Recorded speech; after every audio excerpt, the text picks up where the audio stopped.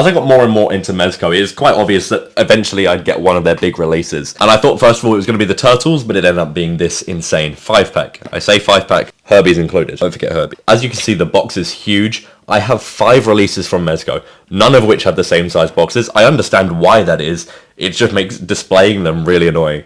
But in this child-sized box, you get 4 trays of accessories, including the 5 figures, blast effects, energy effects, stretching effects, full disguise, 4 Mezco stands, which are the best stands in the business. I don't know why the stands are a different colour than the uniforms. It annoys me a little bit. They're like a baby blue. I don't really get it. It's not anywhere else, even the packaging or on the figures. And of course you get the little bags. I never use the bags because I keep all my boxes. Now overall, I really like the design of this set. I think that the fabric used is really durable, really nice, a lot thicker than my first Mezco, which was Mezco Superman. Makes me feel a lot more comfortable posing them. And it's a very classic interpretation. There's a few things that Mezco have done to kind of update the costumes by giving them little 4s on their gauntlets, comms, and it's stuff like that that enhances the classic design without over-modernizing it. And I really like that. You get more severed hands and heads than from the Dark Ages. Some of them are a little bit redundant, like with the Invisible Woman and the Human Torch.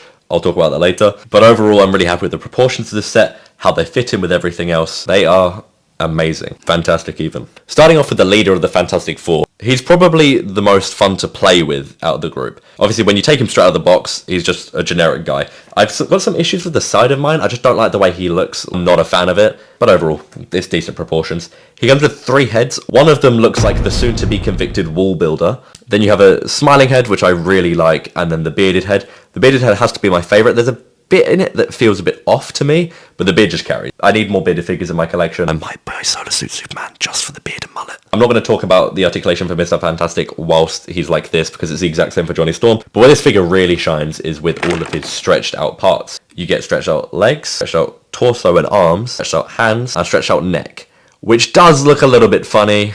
I mean, I'm sure Susan would be very happy. Anyway, to swap out all these parts, they're all on ball joints. Unfortunately, mine actually broke a bit on the leg. I've re-glued it. It's annoying that I had to re-glue it, but it's fine now. And you can switch in and out between different parts. You can make him look like really stumpy, or you can stretch out just the legs, leave the body regular. It gives you a lot of options. And all of these extended parts come with bendy wire in them, which is awesome for posability. Unfortunately, in the chest, there's not as much movement as I wish there was.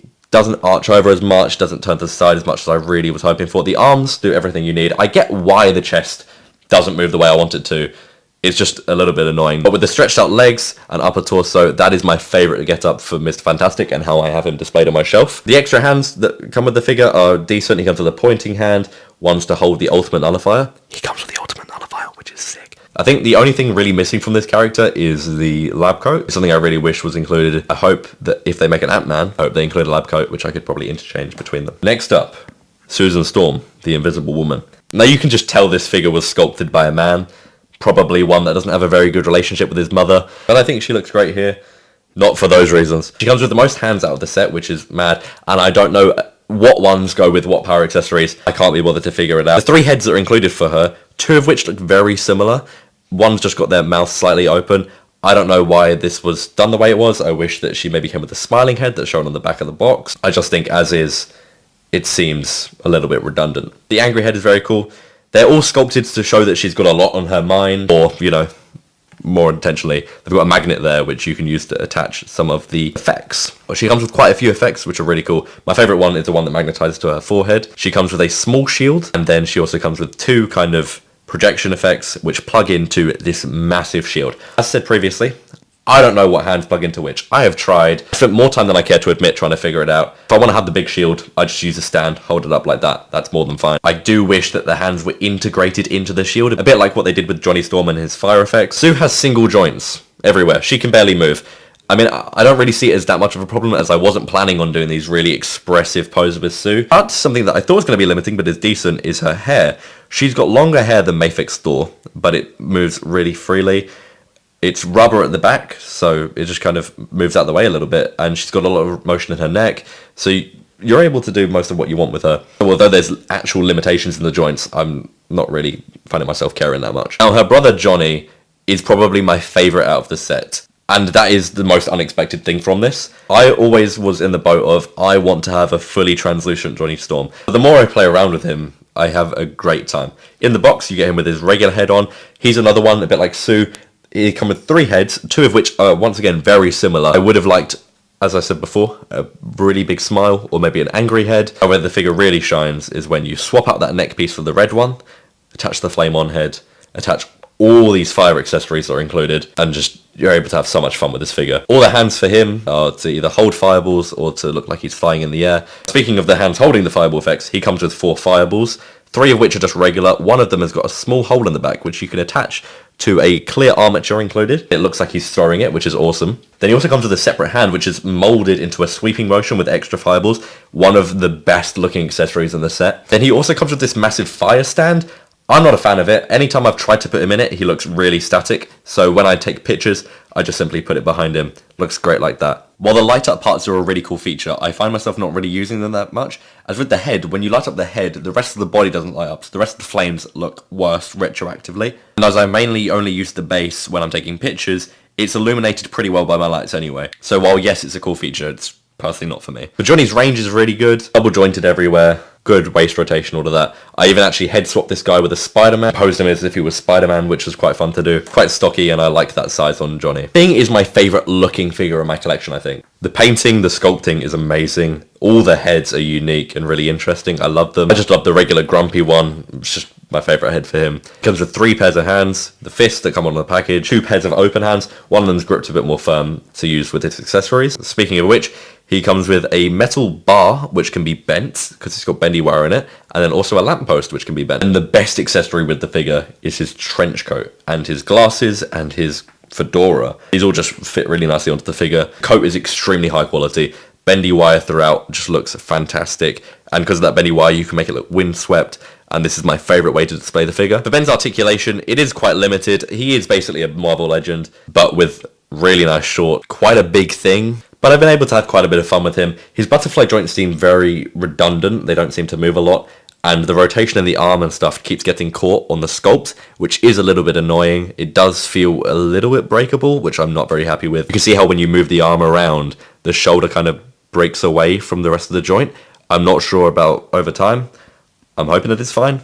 I'm just going to leave him in this pose. Herbie is my little sister's favourite figure out of the set. And he is really cool. He comes with jet effects for the jets and 2 kind of circular discs, which I believe to plug into the arms. I don't want to rip the arms out. I don't want to break him. I love Herbie as he is. Don't want to change anything on him. Now Herbie is a lot more poseable than I thought he was going to be. He's got 2 ball joints on each of the 4 thrusters. He has bendable wire in the neck, which makes it look awesome when he's looking around. Got extendable eyes that look like microscopes, which is awesome. And the arms are fully poseable with open and closing hands. I think the sculpting here is amazing. I love the way he looks. Fits in perfectly with this set. And also, you can open up his chest to reveal a computer, which is sick. Then on his back, you have this row of test tubes, all of which are removable. Yes, I've almost lost them all. There is this tiny little bit of colour on the top. That's it. Goes into my carpet, it's gone. If you're feeling a bit on the edge, you can actually remove one of these test tubes, pull out the bit from the front, put it in there, and it looks like a test tube tester, which is insane. I love having this pose of Mr. Fantastic. Make him look like he's doing some sciencey bits. Perfect. This set poses really nicely together. They look amazing with other figures from other companies, other figures from the same company, and as you can see here, fill up one of my shelves really nicely. It's really nice to get one product and then that be the entire display done. I am a huge Fantastic Four fan, and that kind of justifies this purchase for me. There are a few things in this that I'm not that happy about. Johnny Storm, underneath his gauntlets, has got this weird gap there.